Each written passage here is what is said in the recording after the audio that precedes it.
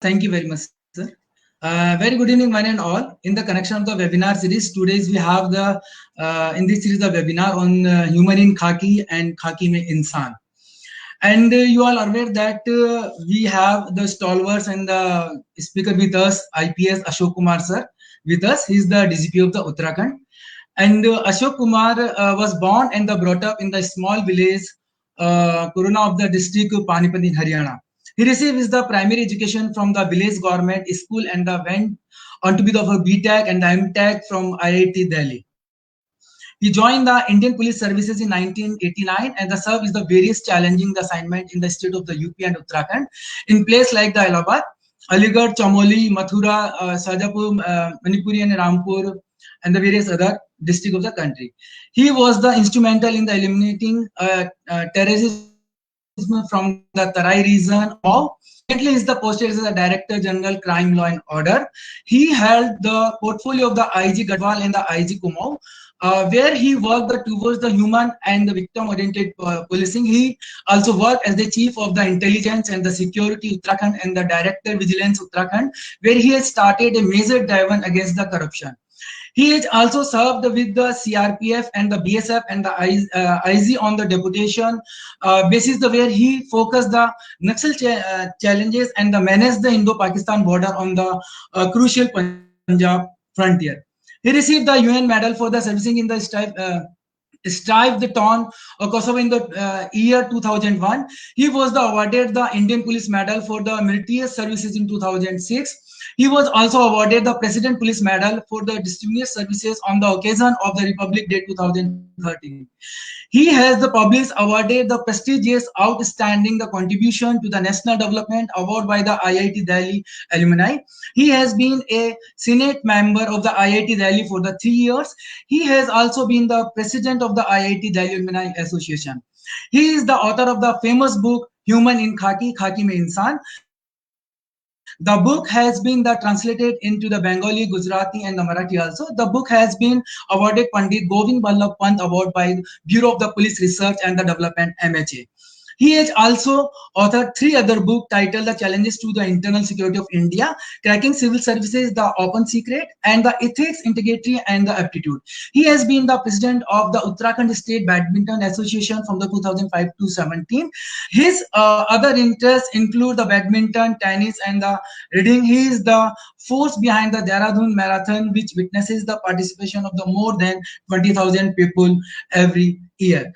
So we welcome you, sir, on behalf of the Parul University. We also have our honorable Pro-Vice Chancellor, sir, and the Registrar, sir, and our honorable Professor Aman Patel is the passion-driven educationist and the visionary who has made a significant mark in the scope of the higher education within the state of the Gujarat and the nation of the India, and currently stand as the provost of the Parul University. He has the work as the Vice Chancellor of the Gujarat University for a period of the 3 years of the as a principal LD College of the Engineering Ahmedabad. Gujarat for 10 years as the member of secretary and the admission committee for the professional courses Gujarat, and the vice chancellor officiating the Gujarat Technical University Ahmedabad, Gujarat, and the professor and principal at the Government Engineering College Madasa. In the additionally has a prominent designation. He has also invested his the extra efforts through membership in the various committees as the member of the Association of the Indian Universities Governing Council, member of the governing body in Indian Institute of the Management Ahmedabad, member in the inquiry committee by the UGC, member of the academic governing body of the Autonomous College, Institute St. Xavier Science College and the BBM, BB Nagar, and the member of the Staff Affairs Committee of AIU. In this connection, we also have the registrar, sir. So Dr. H.S. Vijay Kumar has the 37 years of the glittering professional experience, during which he has held the key position in the teaching and the administration at University of the Agriculture Sciences, Dharawat. Dr. H.S. Vijay Kumar holds a PhD in Agriculture Economics from the Indian Agriculture Research Institute, New Delhi, which was awarded to him in the 1984. He also holds the degree in law from the Karnataka University, Dharawat. Under his able leadership, the Vice Chancellor University of Agriculture Sciences, Dharawat, Harvard has scaled new heights. He received the International Award, the American Medal of the Honor 2003 by the American Biographical Institute USA. Received the Gurukul Jyoti Award for the excellence in the education 2006 at New Delhi in 2007, and received the Best Project Award from the Cornell University in 2006. So we welcome you on behalf of the Parul Institute of Arts, sir. So welcome to sir. Now I over to our Honorable Vice Chancellor, sir, Provost, sir. Please enlighten us with few words and the blessing to us so we can start this webinar formally, sir. So now I request you, Honorable Provost, sir. Namaskar. Especially, we are very happy to see Mr. Ashok Kumar, IPS DGP Uttarakhand, to be a resource person or a keynote speaker for today's webinar. Sir, I have to say that in Parul University, we have every day so many webinars are going on. But when the people like you, which have a real experience, and then they will tell something, our student will delighted and they will motivated lot. So I welcome you, sir, on this webinar. And whatever deliberation will take place, as you have suggested that it should be a question answer, definitely through chat it will be come to you and we will discuss that in details. So far Parul University is concerned, it is a upcoming university. No doubt it is a young university since 5 years, but we have more than 28,000 students and we have about 2,000 students from 56 foreign nationalities. As so far the residence is concerned, we have more than 10,000 students residing in the campus. It is a big campus, vibrant campus, and as see that all activity for all development of student, we are having a different 20 cell where we are mentoring the student in the area where he is interested to learn over and above to the normal degree. As so far, we are just inform you, sir, we have a competitive examination cell where we are inviting people like you, those who have cleared such exams, and that can give also motivation or inspiration to the our graduates or maybe of any branch. It is not necessary that it is pertain to the mass communication because we have almost more than 22 faculty. So naturally, all students are the beneficiary. So by this way, today, as you are going to speak, Khaki Mein Insan, we know that the job of a police is a very difficult in our time when there is a cyber crimes are going more and more and people are become more and more intelligent, rather smart, using that the social media for different type of. So the job of police officer is going to be a very tough, even though we have seen that the police of India is doing very fantastic job without taking a rest, whatever the issue is, and hope so that you will definitely give or will throw the light on that what the human being and how the police officer in a such an exhaustive life they are so serving the society. So on this occasion I will not speak more, but I welcome you, sir, on behalf of Parul University to just give your view. Before that I just pass on to Professor Rawat, please. Thank you, sir. Thank you very much, sir. And it's the wonderful webinar for us. And before that, sir, I want to tell you one thing. I read the entire book, which is written by the honorable our chief guest, खाकी में इंसान. इस book के अंदर sir आपने leak से हटकर इंसाफ की एक डगर, सेवक नहीं साहब हैं हम, चक्रव्यूह पंच परमेश्वर या भूमाफिया तराई में आतंकी दस्तक, आतंकवाद की ऐमान में त्रासदी, जेलर जेल में, मौत के साए में जिंदगी अंधी दौड़, दहेज और कानून, वहशीपन, आदि दुनिया की दुविधा, पकड़ का गोरख धंधा, हम नहीं सुधरेंगे, पुलिस मिथक और यथार्थ. ये सारे चैप्टर जो आपने हैं इस बुक के अंदर कंसीडर किए, काबिले तारीफ. मैं क्या कहूं सर, मेरे पास शब्द भी नहीं है. बहुत ही अच्छी पुस्तक है, इसको बार बार पढ़ने का मन भी करता है. और इस पुस्तक को पढ़ने के बाद में ये भी महसूस होता है कि ये पुस्तक नहीं, अपने आप में एक जीता जागता आपका एक ऐसा अनुभव है जिस अनुभव से सभी प्रतिभागियों को सार्थक होने की और सीखने की आवश्यकता है. आपकी मेरी डायरी से 31 मार्च 1990 की एक कविता, एक बंधी हुई लीक और सामंती मर्यादा के गोल गोल दायरे, इन्हीं पर चलते हैं लोग, चलने की सीख देते हैं लोग, किंतु बंधी हुई लीक को तोड़ना, सामंती मान मर्यादाओं के दायरे से बाहर आना और एक इंसान के नजरिए से सोचना. मेरा कहना है पुलिस की वर्दी में होते हुए भी इंसान बने रहना इतना मुश्किल तो नहीं. इसी आपकी ही कविता की इन पंक्तियों के साथ मैं आपसे निवेदन करता हूं sir, please enlight to us, enlight to all the participants, faculty members, students, and put your views and experience on this book, and after that we'll make a more interactive this session. Now I request you, sir, again welcome on behalf of the Parul University. Now I request you and I over to you, sir, please enlighten to us and focus on your book and deliver your speech on today's webinar, sir, and enlighten us from your master talk, sir. Please, sir. Thank you, Mr. Rawat. And thank you Right. to the Vice Chancellor who spoke for me. Actually, this book is about 20 years of my policing experience. जैसा आपने मेरा introduction में बताया कि मेरा जो background है, I am from a rural background और मैंने मैट्रिकुलेशन 10वीं क्लास तक गांव के सरकारी स्कूल से किया और फिर because I was good at mathematics so I came to IIT Delhi for BTech as well as MTech. But then suddenly I decided that engineering is not my cup of tea and I went for civil services and joined IPS. जो purpose था IPS join करने का कि I felt that we have more chances of serving the public in these civil services and we can see the impact, what impact our actions are making on the society. We can also see the impact directly. So this book, which is titled "Human in Khaki" in English, "Khaki mein Insaan" in Hindi, and "Khaki ma Manavta" in Gujarati, is translated in Gujarati also. So this book is about how we can do people-friendly policing, how we can do victim-oriented policing. Policing में कहाँ gaps हैं, problem कहाँ है, कैसे और क्यों victim को justice नहीं मिल पाता है.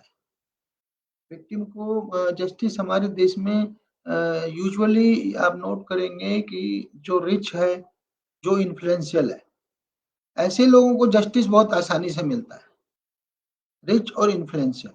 किंतु आम आदमी जो है, जिसके साथ जो गरीब है, जो पीड़ित है, जो असहाय है, चाहे वो महिला है या कोई और है, पुरुष है, किंतु ऐसे लोगों के साथ जब क्राइम होता है, इनजस्टिस होता है, तो उसको जस्टिस आसानी से हमारे सिस्टम में नहीं मिल पाता.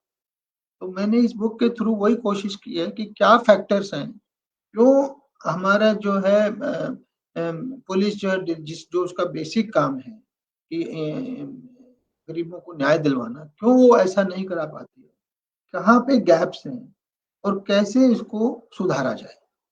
तो इस बुक में मैंने क्राइम अगेंस्ट वुमेन से लेकर के, लैंड माफिया से लेकर के, करप्शन से लेकर के, आतंकवाद से लेकर के, ऑर्गेनाइज्ड क्रिमिनल जो बड़े-बड़े माफिया जो सुपारी लेते हैं, जो एक्सटॉर्शन करते हैं, जो बहुत करोड़ों रुपए का, ऐसे लोगों के उस क्राइम को डील किया है कि उसमें उससे हम कैसे उसको टैकल कर सकते हैं. तो जैसा अभी आपने बताया, मैं क्योंकि मैंने जैसे कहा कि मैं इस सेशन को वन वे लेक्चर नहीं करना चाहता हूँ. I just want an interactive session. तो मैं एक छोटी स्टोरी और एक छोटी कविता पढ़ के मैं क्लोज करना चाहूँगा.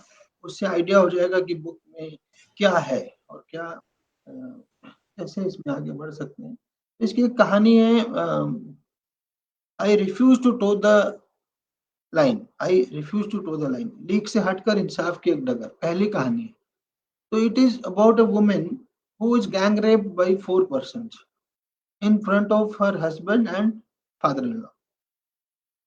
गांव में चुनाव है, चुनाव के लिए वो लोग वोट मांगने आए, इनके परिवार ने वोट नहीं दिया, फिर भी वो प्रधान बन गए. जब वो प्रधान बन गए तो उन्होंने कहा, जिन्होंने हमें वोट नहीं दिया, तुमने हमें वोट नहीं दिया, हम तुमको सबक सिखाते. और सबक सिखाने के नाम पे 4 लोग आकर के उसका गैंग रेप करते हैं, लेडी का, who is about 25 year old. And this family is kind of artisan family, जैसे जो मिस्त्री होते हैं, जो निर्माण करते हैं, जो घर बनाते हैं. तो इसके हस्बैंड और फादर इन लॉ में हिम्मत ही नहीं थी कि इसकी रिपोर्ट लिखवाएं. उन्होंने धमकी देके गए, रिपोर्ट लिखाएं तो इसका हश्र बहुत खराब होगा. बट महिला ने डेयर किया, हिम्मत किया और उसकी रिपोर्ट लिखवा दी. तो ये लोग अरेस्ट हो गए, जेल चले गए. और किंतु हमारा जो क्रिमिनल जस्टिस सिस्टम है उसमें बहुत सारे झोल हैं, आपको पता है. इनकी जल्दी बेल भी हो गई, वो लोग चारों लोग बेल आउट हो.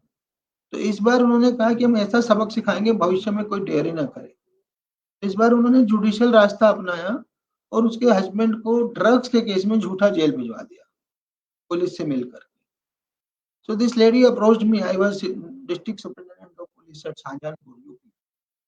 तो शी सेज कि सर मैं क्या करूं, मेरा एक मात्र अर्निंग मेंबर है, वो जेल में है, मेरा फादर इन लॉ है, मैं उसको कैसे खिलाऊं, या तो मैं जाके दबंगों के पैर छूऊं, फिर से सरेंडर करूं, या जो है फिर मैं भूखे मरूं या सुसाइड करूं, या मे भी हो सकता है उसने नहीं बोला, हो सकता है उसके लिए ऑप्शन है कि मैं फूलन देवी बन जाऊं, मतलब कुछ रिवेंज लूं, बड़ा सोसाइटी में क्रिमिनल बन जाऊं।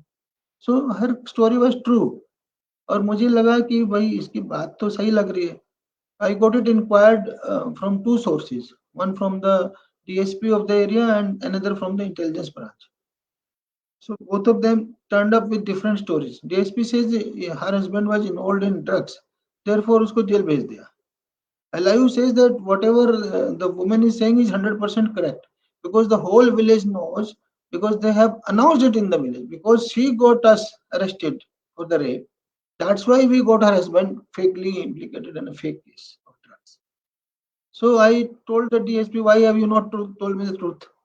He says, अभी सर क्या फायदा, मैं सच बोलूंगा तो पुलिस वाले को सजा देना पड़ेगा. तो मैंने कहा देना पड़ेगा तो देंगे. Only because of this we cannot do injustice to a woman or to the whole family. And so the policeman was suspended, police sub inspector, and this woman's husband was brought out of jail. That is what it is. So that's what I'm saying. कि इन उसको justice दिलाना कितना जरूरी है हमारे system में और कितना वो आम आदमी को कैसे नहीं मिल पाता है, उसी के बारे में है ये किताब.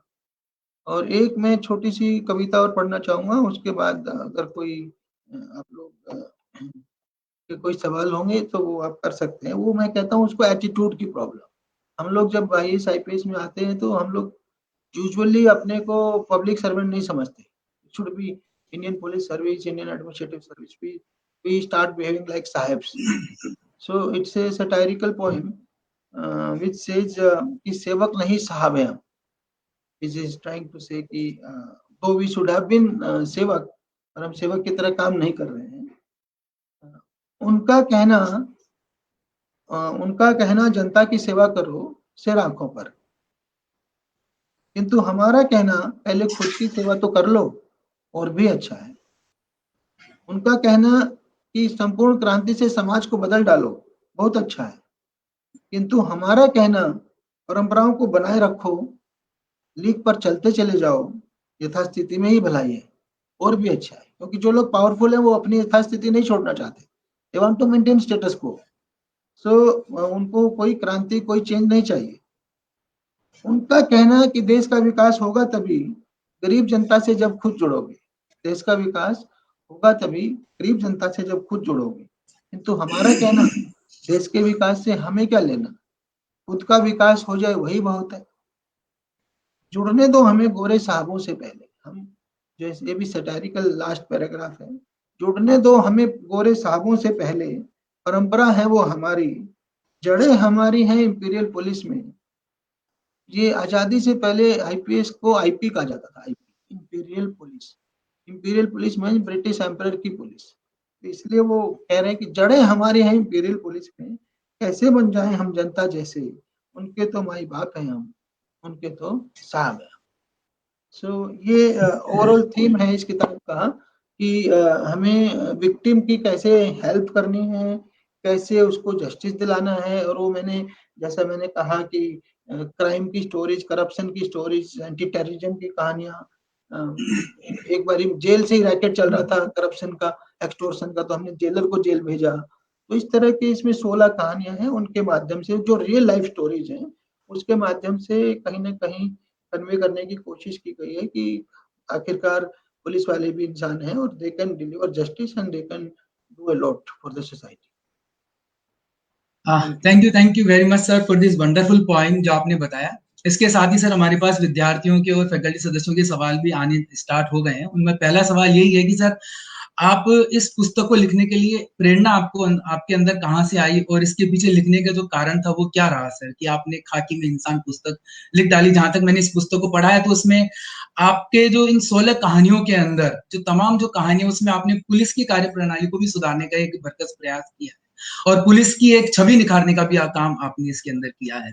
लेकिन ये पुस्तक लिखने के पीछे आपका क्या मोटो था, क्या उद्देश्य था, और ये किन किन विद्यार्थियों के लिए ये मोटिवेशनल हो सकती है और किन प्रतियोगी परीक्षाओं के लिए भी उपयोगी हो सकती है, या फिर हम कहें कि किस सब्जेक्ट के विद्यार्थियों के लिए उपयोगी हो सकती है? देखिए, उद्देश्य तो यही था कि जो है आमतौर पे पुलिस की छवि अच्छी नहीं है, किंतु जो उसका मैंडेट है वो इतना बढ़िया है, इतना अच्छा है कि उसकी छवि तो बेस्ट पॉसिबल होनी चाहिए।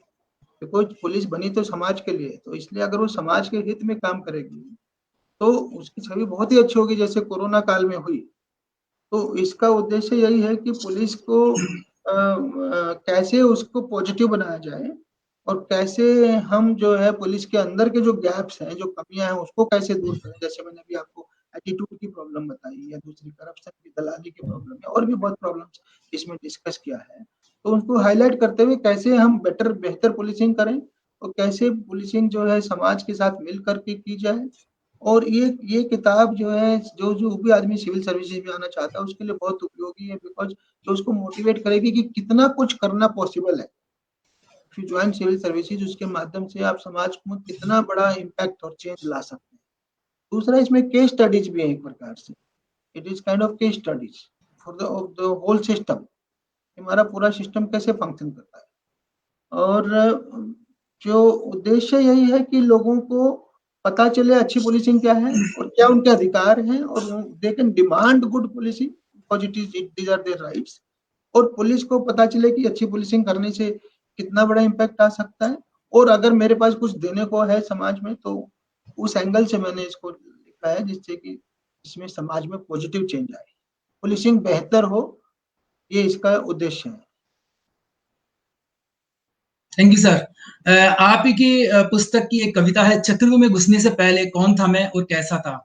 यह मुझे याद ही न रहेगा, चक्रव्यूह में घुसने के बाद मेरे और चक्रव्यूह के बीच सिर्फ जानलेवा निकटता थी, इसका मुझे पता ही नहीं चलेगा।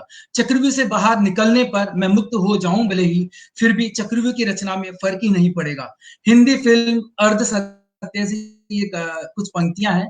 चक्रव्यूह जो आपने इसके अंदर लिया है, ऐसा ही चक्रव्यूह है जिसमें कि आज का युवा भी फंसा हुआ है। उस युवा को आप क्या कहना चाहेंगे कि बहुत सारी विकट परिस्थितियां उनके सामने आती हैं, उन विकट परिस्थितियों का वो किस प्रकार के डट के मुकाबला करे। क्योंकि आपकी पुस्तक के अंदर बहुत सारी चीजें ऐसी है जिसमें कि आपको भी कई बार ऐसा फील हुआ कि कई बार शायद घुटने टेकने के मन भी हुआ कि हम इन परिस्थितियों से कैसे लड़ेंगे, इस केस को कैसे सॉल्व करेंगे। तो उन परिस्थितियों से आज का युवा भी गुजर रहा है कि वो चाहे परीक्षा के समय भी हो सकता है या फिर वो कोई नौकरी व्यापार या और किसी अवसर में काम करता है। उस स्थिति के अंदर वो स्वयं को कैसे निकाले, कैसे सेल्फ मोटिवेशन उसके अंदर कैसे सेल्फ कॉन्फिडेंस उसके अंदर जागृत हो, और किस तरीके से वो अपने आप को मजबूत करते हुए, इरादों को मजबूत करते हुए आगे बढ़ता चला जाए, और आपके जैसे शिखर पर पहुंचकर स्थान खाली भी रहता है वहां पे अपना स्थान बना सके सर। तो इसमें थोड़ा आप मार्गदर्शन करें सर। जो चक्रव्यूह पोएम है, वो अर्ध सत्य फिल्म से ली गई है। ये मैंने इलाहाबाद में जो स्टार्टिंग फेज था मेरी ज्वाइनिंग का आईपीएस, वो अंडर ट्रेनिंग होता है, डिस्ट्रिक्ट ट्रेनिंग बोलते, वो मैंने इलाहाबाद में बिताया था। और स्टार्टिंग फेज में मेरे अंदर में ये डाउट थे कि मैं कहीं गलत जगह तो नहीं आ गया हूँ, आईआईटी छोड़ करके, पूरा उस तरह का करियर छोड़ करके, और मैं भाई पुलिस में आ गया। और आईआईटी की इमेज तो इतनी अच्छी है, पुलिस की इमेज इतनी अच्छी नहीं है। तो मुझे लगता था मैं कहीं गलत जगह तो नहीं आ गया। जैसे मैंने आपने कविता पढ़ी थी, सत्ता के गोल गोल उसके पर सामंती व्यवस्था के गोल गोल दायरे, और एक बंधी हुई लीक पर यस सर। चलना, इन्हीं पर चलते हैं लोग, चलने की सीख देते हैं लोग। तो मुझे लगा कि कहीं मैं इसी तरह के जाल में तो नहीं फंस गया हूँ। मैं तो सोच रहा था मैं बहुत बड़ा चेंज करूंगा, बहुत सिस्टम में बहुत सुधार लाऊंगा। तो ऐसा लगता था शुरू में कि ये पूरा एक चक्रव्यूह है, और कहीं मैं इसमें फंस नहीं गया हूँ, कहीं जो मैं सोच गया हूँ मैं गलत जगह तो नहीं आ गया।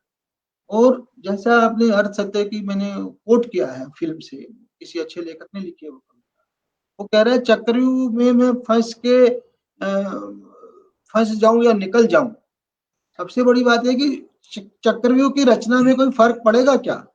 उसके मन में ये भी डाउट है कि क्या मेरे अंदर रहने से, बाहर रहने से समाज में जो बड़े हम चाह रहे हैं कि चेंज लाना, वो पॉसिबल हो पाएगा या नहीं हो पाएगा। तो ऐसी संशय की स्थिति आती है लाइफ में, बहुत बार आती है, हमारे सामने भी आई है।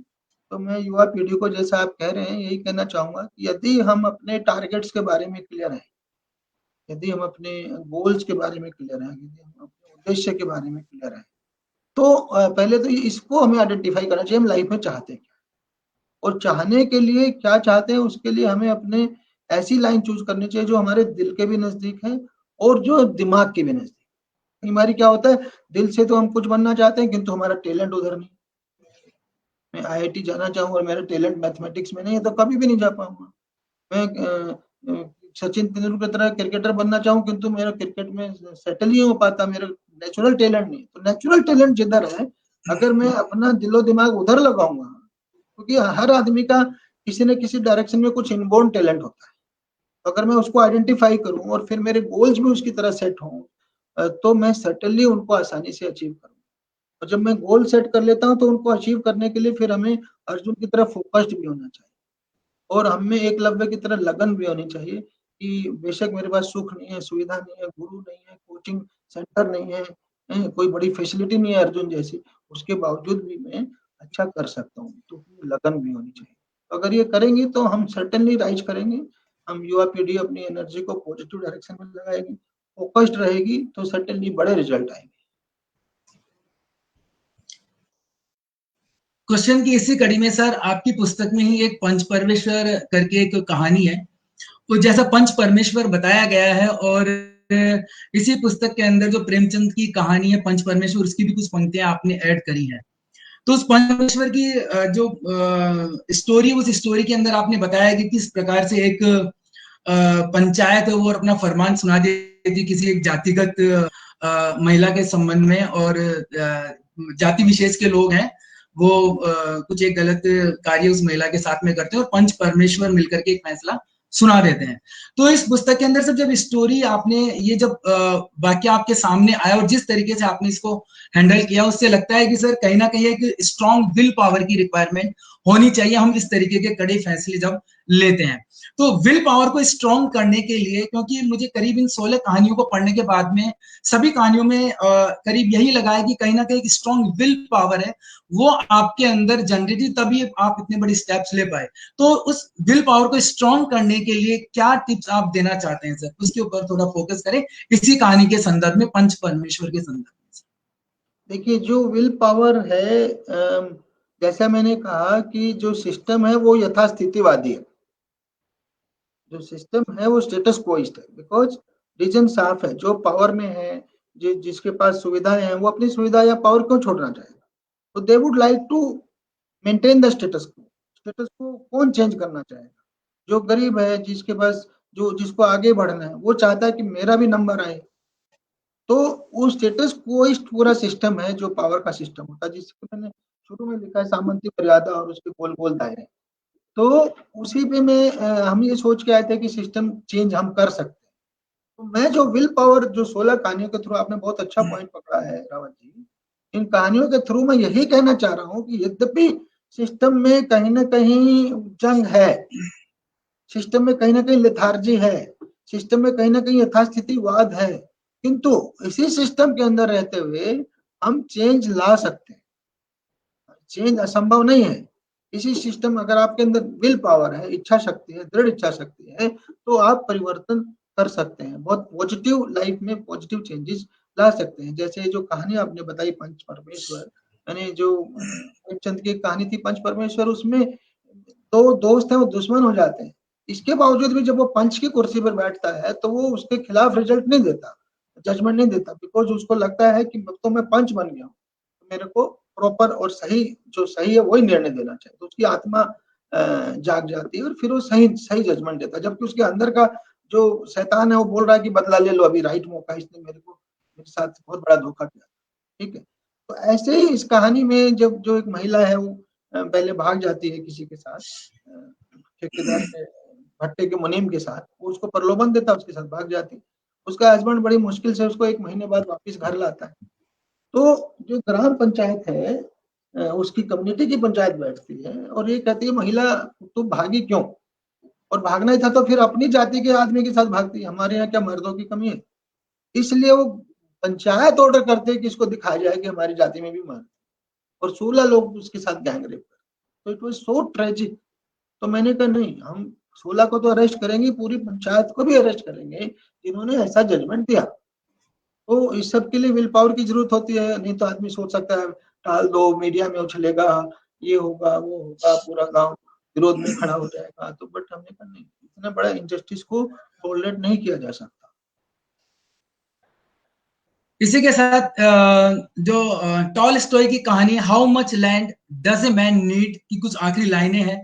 पाहोम को अपना सपना याद आया और उसके मुंह से एक चीख निकल पड़ी। उसकी टांगे जवाब दे गई और वो गिर पड़ा।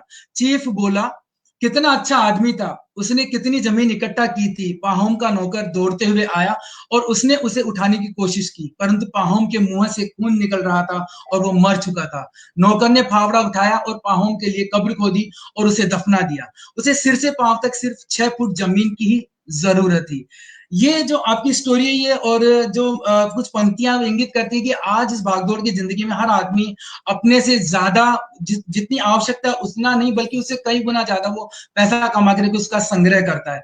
तो इन परिस्थितियों में आज आप जिस पोजीशन पे हैं, तो इन 16 कहानियों में पूर्णतः ईमानदारी, लगन, मेहनत, और कई बार आपने देखा भी है कि आतंकियों से लोहा लेते हुए भी आपने अपने प्राणों को भी संकट में डाला, करीब महीनों तक जंगल के अंदर, और आपने दिन रात व्यतीत किए। उसके बाद में भी ईमानदार बने रहने के लिए सिर्फ 3 गज जमीन की ही तो लड़ाई है, मरते वक्त वो भी साथ नहीं जाएगी और हमारा शरीर भी पंचतत्व में विलीन हो जाएगा, वो भी यहीं रह जाएगा। इस मैसेज को हम यूथ में कैसे प्लांट करें कि हम ईमानदार और हार्डवर्किंग करें और अपनी सपनों को साकार करें उस ईमानदारी और हार्डवर्किंग के साथ में, जो आपके अंदर और इन कहानियों के जरिए आप में देखने को मिलती है सर। ये जो मैंने कहानी कोट की है, जो रशियन कहानी, बेसिकली वो इसीलिए है कि हमारी ग्रीड नहीं खत्म होती। हम एक अंधी दौड़ में लगे हुए हैं लाइफ की, और ये नहीं पता हमें जाना कहाँ है। और हम इतनी अंधी दौड़ के बारे में ये भी कहता हूँ कि वो ऐसी दौड़ है कि हमें इतना भी टाइम नहीं, हम ये सोच लें कि क्यों कर रहे हैं, हम ऐसा क्यों कर रहे हैं, किस लिए कर रहे हैं, हमारा उद्देश्य क्या है, हमारा एंड क्या है। हम दौड़ते जा रहे हैं क्योंकि इसलिए दौड़ते जा रहे हैं कहीं हम पीछे न रह जाए। पीछे कहाँ से पीछे रह जाए ये नहीं पता, बस दौड़ना है। तो ये लालच जो है, ग्रीड जो है, जो करप्शन जो है, वो उसी की देन है, एक प्रकार से मैड रेस और मेटेरियलिज्म की मैड रेस की। हमें बस ये भी आ जाए, गाड़ी भी आ जाए, घोड़ा भी आ जाए। और हम बहुत से लोगों को जानते हैं इस सिस्टम में जो इतने करप्ट होते हैं तो एक नहीं 50 जमीनें खरीद लेंगे, किंतु काम तो उनके एक ही आती है, एक ही घर में रहते हैं, 50 घर में तो रहते नहीं। तो ये जो उसमें दिखाया कि आपको डेथ की बात, तो उसको 2 गज जमीन की जरूरत पड़ी, उससे पहले जाने कितना लड़ता मरता रहा। तो कुल मिलाकर के लाइफ की सच्चाई यही है, जो आदमी रियलाइज कर लेता है और जो आदमी ये समझता है कि मैं कोई भी अपना काम क्यों कर रहा हूँ, किस लिए कर रहा हूँ, उससे मुझे खुशी मिलने वाली है या क्या मिलने वाला है, तो संभवतः अगर सोच समझ के करेगा तो संभवतः वो रुकेगा गलत काम करने से, करप्शन से भी रुकेगा। और कहीं ना कहीं आप समाज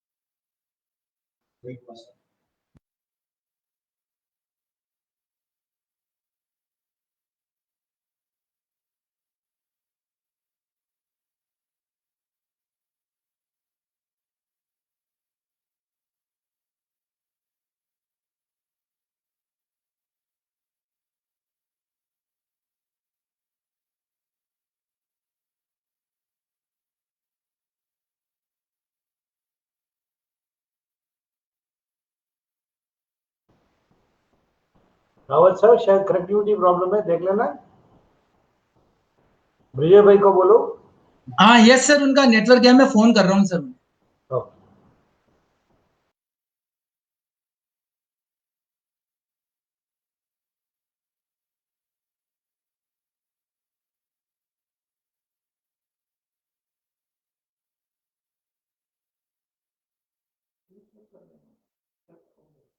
हेलो, आप मुझे सुन सकते हैं?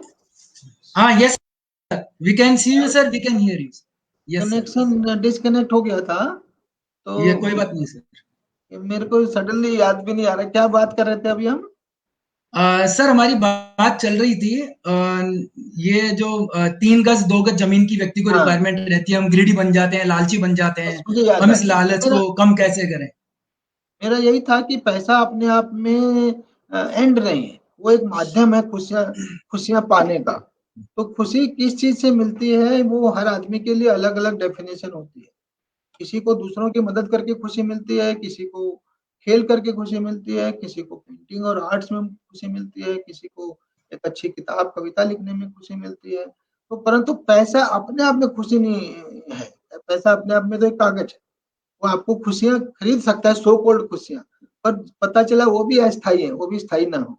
तो इसलिए अगर हम कोई भी कदम जो उठाएंगे सोच समझ के उठाएंगे, तो सर्टेनली हम जो है वो फार बेटर होगा ह्यूमैनिटी के लिए, मानवीयता के very true sir, very true sir. जब आपने खुशी की बात की तो खुशी के लिए मैं एक चीज और जोड़ना चाहूंगा सर, कि जब हमारे मन में भय रहता है और हमारे मन में किसी चीज का डर रहता है तो हम खुश नहीं रह सकते हैं।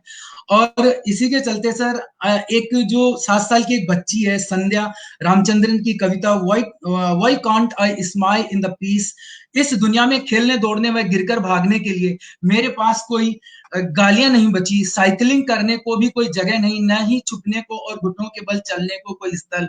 अपनी किताबें गुड़िया और खिलौने लिए हुए मैं 7 साल की बच्ची हूँ, मैं शांति के माहौल में मुस्कुरा कर क्यों नहीं जी सकती, आखिर ये मेरी भी तो दुनिया है।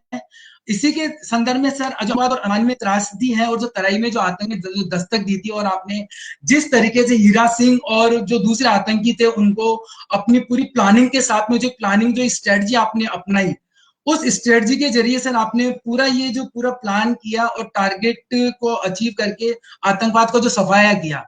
तो उस प्लानिंग और मैनेजमेंट पे फोकस करें सर आप की, ताकि हमारे जो स्टूडेंट्स हैं और जो न्यू फैकल्टी मेंबर्स और हम लोग भी सीखे कि हम प्लानिंग और मैनेजमेंट हमें सफलता कैसे दिला सकता है इस जो आपका जो 2 कहानियां इनके संदर्भ में। उसमें बहुत सारे थीम्स हैं, जैसे मैंने कहा था कि आप यूनिवर्सिटी के रूप में इनको एज ए केस स्टडी भी ले सकते हैं, इवन फॉर पीएचडी या उसके लिए भी इसको कहीं ना कहीं यूज कर सकते हैं। लिटरेचर में तो यूज हो रही है किताब बहुत जगह है। वो बेसिकली जो टेररिज्म था, जो पंजाब बेस्ड टेररिज्म था, वो कहीं ना कहीं हमारे पड़ोसी देशों की देन था, जो दोबारा से वो कोशिश कर रहे हैं अभी विदेशी जमीन से। तो वो आईएसआई गाइडेड था, और उसमें जब मैंने वहां ज्वाइन किया तो मैंने देखा इसके क्या कारण है और इसने क्या हमको दिया है। और इसने जो है चाहे वो पुलिस परिवार हो, चाहे पब्लिक हो, चाहे इवन खुद आतंकवादियों के परिवार हो, सबके लिए बहुत ही ट्रेजेडी भरा फेज है। आतंकवाद किसी को कुछ देता नहीं है, सिर्फ सबसे छीनता है, खुशियां छीनता है। इसी तरह जो 7 साल की बच्ची का आपने कहा कि वो पूछ रही है कि मेरे को भी तो इस दुनिया में जीने का हक है, मैं ऐसे ऐसे राक्षसी लोग यहाँ बसते हैं जो बच्ची की एज को भी नहीं देखते और इस तरह के घटिया हरकतें करते हैं। तो ये इन दोनों चैप्टर्स के थ्रू मैंने एक तो ये किया है कि कई बारी पुलिस जो है जो आतंकवादियों को शरण देते थे, खाना देते थे, उसको भी जेल में भेजते थे। परंतु मैंने ये पाया कि वो खुशी-खुशी नहीं देते थे, वो तो AK-47 की नोक पे देते थे। तो अगर ये बात है तो मुझे उनको जेल भेज के मैं उनकी सिंपैथी थोड़ी मिलेगी, मुझे उल्टा होगा। वो तो खुद विक्टिम है, तो इसलिए मुझे उनको जेल नहीं भेजना, मैंने उनको विन ओवर करना है, उनको अपनी साइड में लेना है, तभी मेरे पास सूचना आएगी। अगर वो जेल जाएँगे तो वो भी पुलिस के अगेंस्ट हो जाएँगे, आतंकवादी पहले ही आपके अगेंस्ट है। तो इसलिए हमने उसको उनसे अलग किया। जिन लोगों से वो फोर्सिबली सपोर्ट ले रहे थे, उनको विन ओवर करके अपनी साइड में लिया, तो हमको सूचना ज़्यादा आने लग गई। सूचना बेटर आएगी, टाइम से आएगी, तो मेरी प्लानिंग ज़्यादा सफल होगी, ठीक है? तभी हम उसको वो कर पाएँगे, कॉर्डन ऑफ करेंगे। कॉर्डनिंग जो है वो पूरा वो टैक्टिक्स होती है हमारी आर्म्स किसी भी आर्म्ड बैटल में टैक्टिक्स होती है कि किधर से खुला रखेंगे, किधर से जाने का मौका देंगे, किधर से फायरिंग होगा। वो सब वेल प्लान्ड ऑपरेशन होगा तो ज़रूर सक्सेसफुल होगा, और वही इस केस में भी हुआ। यद्यपि उसमें काफ़ी लाइफ का थ्रेट था, और जब आतंकवादी गन्ने में थे तो they could have fired on us and may be हम लोग सीधे सिटिंग डक्स हो जाते और हमारी जान जा सकती थी, बट इतना रिस्क लेना पड़ता है जब आप एक बड़े जॉब में हैं। बट आई वुड से कि हमें बहुत सारे फैक्टर्स हैं प्लानिंग में और कैसे हम तक जो इंफॉर्मेशन नेटवर्क हमारा कैसे बेटर हो, कैसे हम पब्लिक को विन ओवर करें और उनको आइसोलेट करें, बिकॉज टेररिस्ट तो एक दो ही होते हैं, हमें उनको आइसोलेट करना जरूरी होता है। अधिकांश जगहों पे देखा जाता है कि वो आर्म फोर्सेस की जाति की वजह से आम पब्लिक भी हमारे अगेंस्ट हो जाती है, तो हमें आम पब्लिक को अपने अगेंस्ट बिल्कुल नहीं होने देना, उनको विन ओवर करके रखना। Thank you sir, thank you very much sir. इसी कड़ी में एक सवाल आ रहा है कि आज हम कई लोग हैं, या हम ये कहें कि या यूथ कहें या कुछ भी कहें, यूथ कहें या फिर जो भी एक्सपीरियंस पर्सन भी कहें, कहीं ना कहीं हमारे कार्यों में कर्तव्यहीनता भी रहती है और हम अनुशासन से भी दूर रहते हैं। इसी के संदर्भ में आपकी डायरी से 1 फरवरी 1988 की एक कविता पुस्तक में है कि भौतिकता, अवसरवादिता, मूल्यहीनता, सबके बोझ तले मरती हुई मानवता, कोई नई बात नहीं है, युगों युगों से होता आया है ये तो। आज की युग की विकट समस्या यही है कि जीवन की इस अंधी दौड़ में यही सब तो जीवन मूल्य बन गए हैं, और जो इस दौड़ में शामिल नहीं हो पाते मूर्ख और पागल कहलाते हैं। जेलर जेल में जो ये आपका जो कहानी है, इसके अंदर पढ़ने से ये भी लगता है कि इसमें कहीं ना कहीं जो कर्तव्य निष्ठता है वो हमारी खत्म होती है।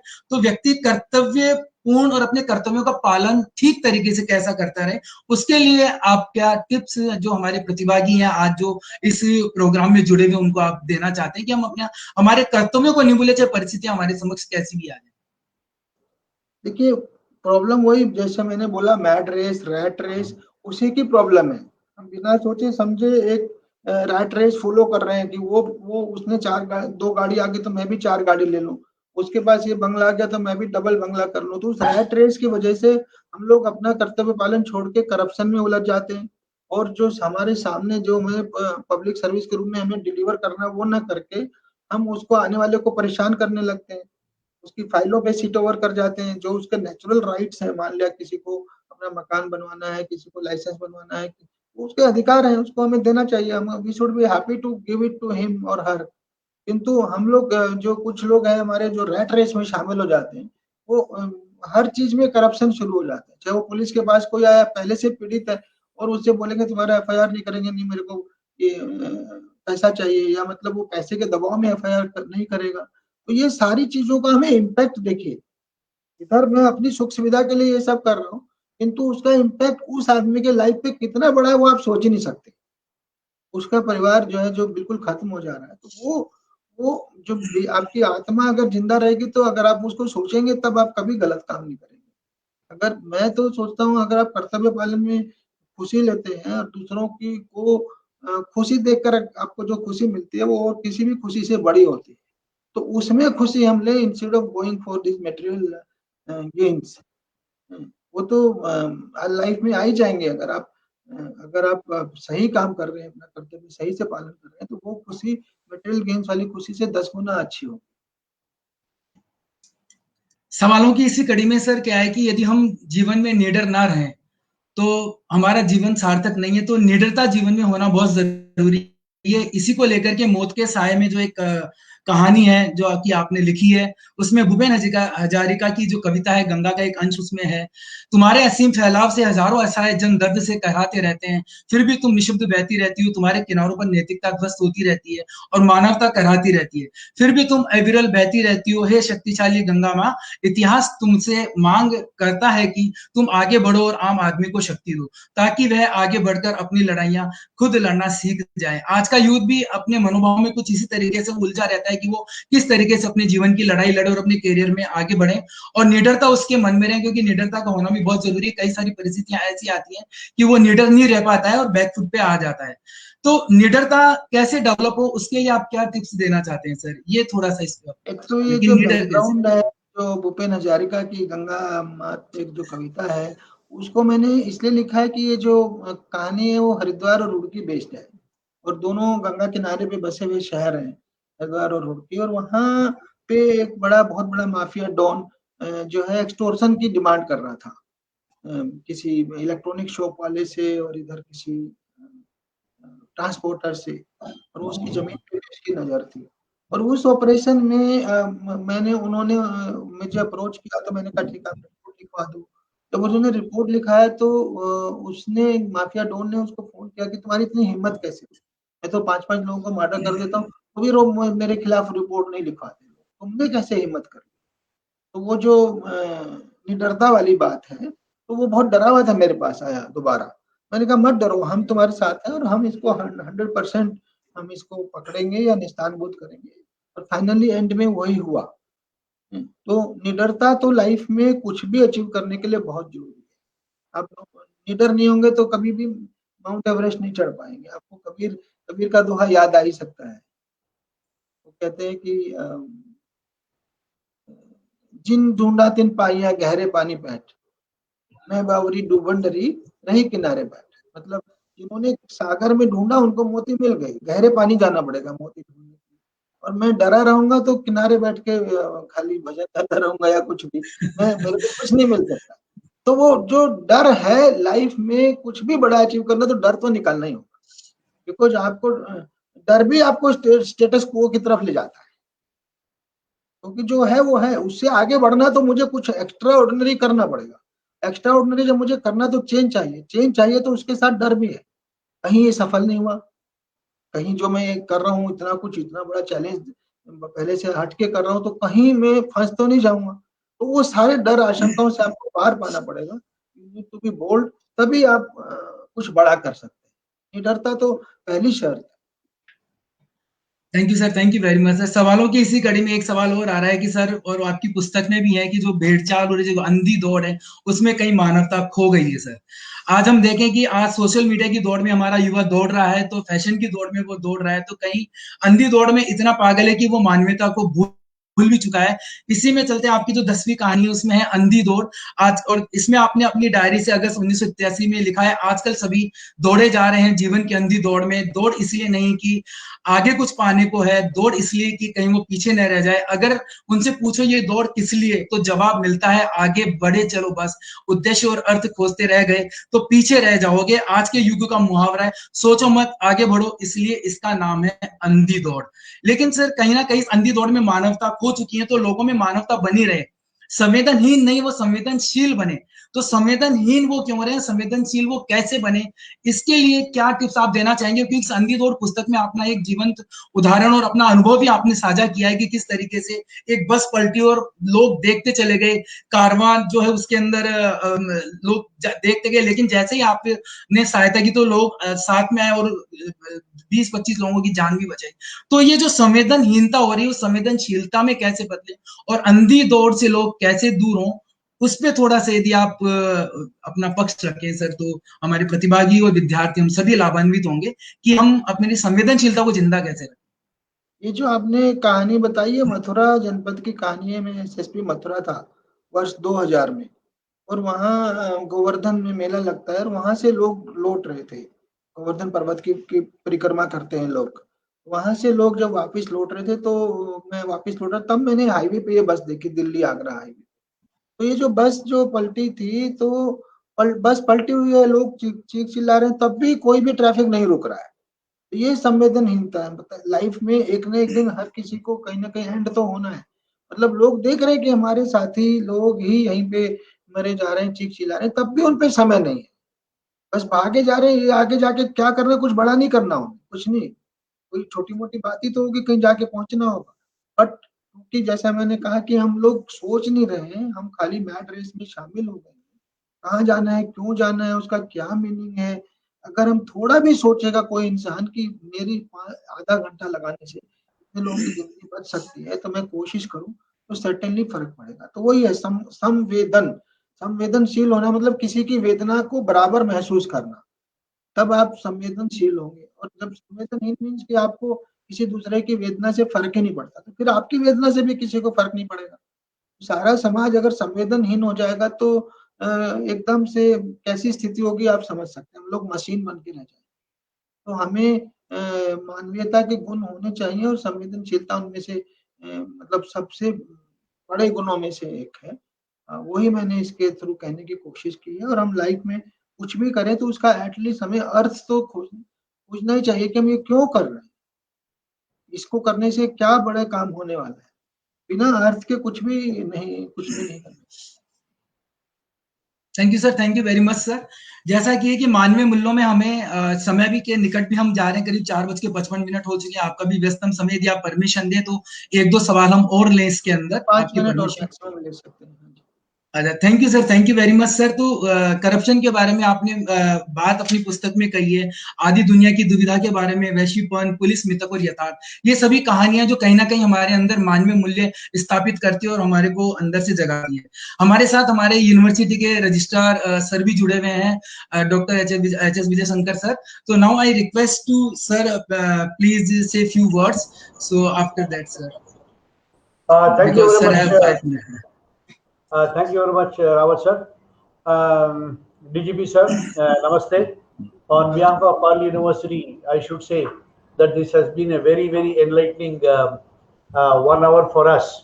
आपने जो अपनी एक्सपीरियंस से किताब में जो भी लिखे हैं रावत सर और उनके साथी जो उसको पढ़ के जो सवाल आपसे पूछे, so we came to know a lot about how even policeman can be a very good human being, and not only being a good human being, the policeman can also demonstrate to others that what humanitarian consideration is for our fellow human beings, especially वो छोटी बच्ची की कहानी जो थी और वो जो एक्सीडेंट की कहानी जो आपने बताया कि every day we see this in our life, and we keep on appealing to people. At least if we cannot do anything, you ring up 108 and ask 108 to come, so that immediately some help can reach in that golden hour. Especially in the present days, when people almost are afraid of the police force. We expect the policeman, as soon as I see a policeman's face, I expect that I should be happy. But unfortunately, what has happened is it has turned the other way around. People are afraid to go to police because they think that police would not be able to really help them in the way they should. So under the present circumstances, people like you, sir, we want this tribe to grow, so that they put in a lot of confidence among the citizenry. It may be an emergency, or it may be a theft, or it may be some problem at home. And especially in the present days, we see a lot of problems faced by the women on the streets. Now, these are the various reasons why we expect or to go to the police force. People like you, sir, I'm sure you're all leaders. You yourself being a DGP, you have a lot of force working with you. Under your leadership, the police force can become more and more friendly to people, sir. On behalf of the university, on behalf of all our staff and students who are watching, of course, here you may be seeing very less people, but on the Facebook, we'll have thousands of people watching this. They are all our students and staff. Thank you very much, sir. It has been a very, very good learning experience to all of us. Thank you once again, sir. Namaskar. Thank you, please. Thank you. Thank you, sir. Thank you very much, sir. And last में, sir, now I request to our provost, sir, if want to say a few words, honorable vice chancellor, sir. Okay and sir, आपकी जो पुस्तक अंत में मैं यही कहना चाहूंगा कि जिस तरीके से हम श्रीमद् भगवत गीता को बार बार पढ़ते हैं और पढ़ने के बाद में नए अनुभव होते हैं, उसी तरीके से खाकी में इंसान जो पुस्तक है निश्चित रूप से प्रेरित करने वाली है, और हम इसको पढ़ने बार बार जब हम इसको पढ़ेंगे कुछ ना कुछ नया सीखेंगे। इसी के साथ मैं आपको बहुत बहुत धन्यवाद देता हूँ और thank you very much sir, आपने अपना अमूल्य समय दिया और इस अमूल्य समय में हमें लाभान्वित किया आपके विचारों से। बहुत बहुत धन्यवाद sir, thank you very much. Thank you so much. Thank you sir, thank you.